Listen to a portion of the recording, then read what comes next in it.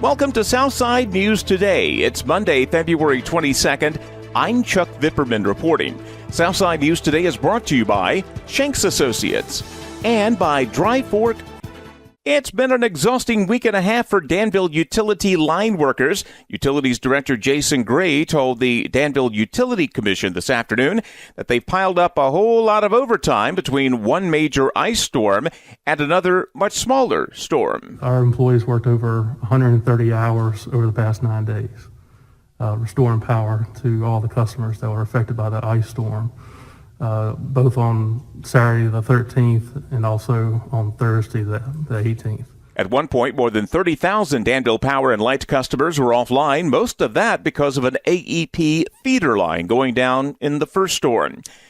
A boil water notice that had been in place through the weekend around Chatham has been lifted as of today. A water line leak discovered last Thursday between the town of Chatham and Tight Squeeze dropped water pressure. Now, the problem was actually fixed on Friday. The boil water notice was issued as a precaution through the weekend. All samples taken during the weekend tested negative. Well, as the nation passes 500,000 deaths from coronavirus, the state is reporting its highest single-day death toll yet.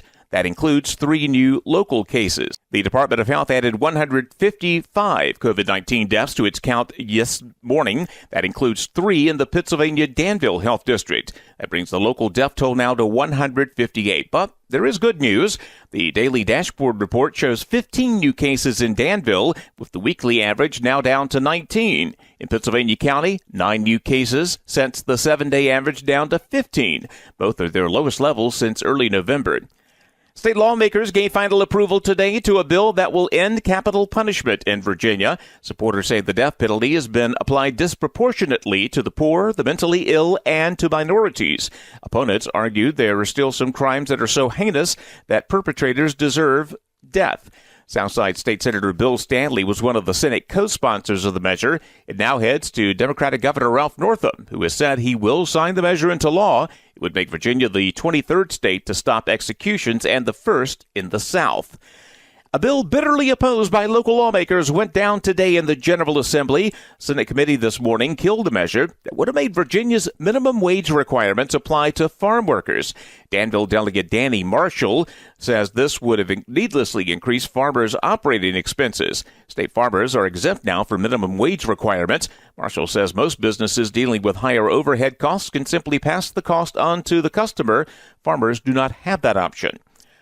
Also in Richmond today, a Senate committee passed a mandatory sick leave bill, but it will cover only certain home health care workers. The original House bill would have included grocery store workers, prison personnel, child care providers, farm workers, and more. Some Senate Democrats didn't want to oppose these kind of sweeping mandates on businesses who are just now beginning to recover from the pandemic. An appellate court will not step in and stop work on the Mountain Valley Pipeline. The D.C. Circuit Court of Appeals this weekend denied a request for an emergency stay of last year's decision by federal regulators to continue the project.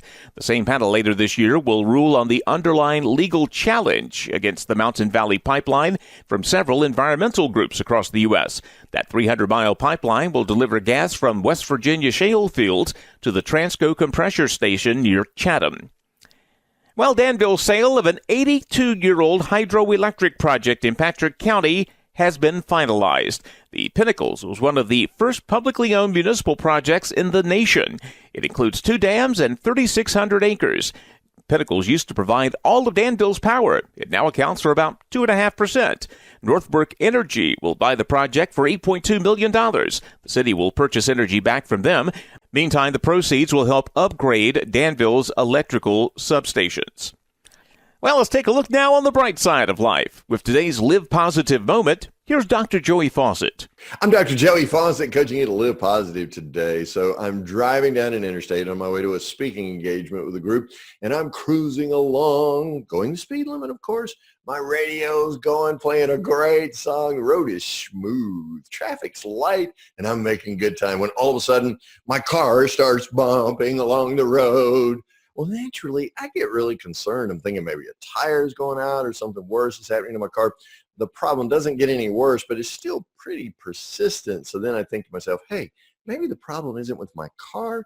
Maybe it's the pavement. So I check my mirrors, I change lanes, I pull over to the left side, and guess what? It was like magic. I'm going down the road smooth again. So I stayed in the left lane for a while until some faster traffic approached. And then I eased back over to the right lane where the pavement was okay by now. As you're going down your life's highway today, you're going to run into some rough places, some bumpy stretches. Just change something you're doing, like the lanes of your habits, to a smoother side of life.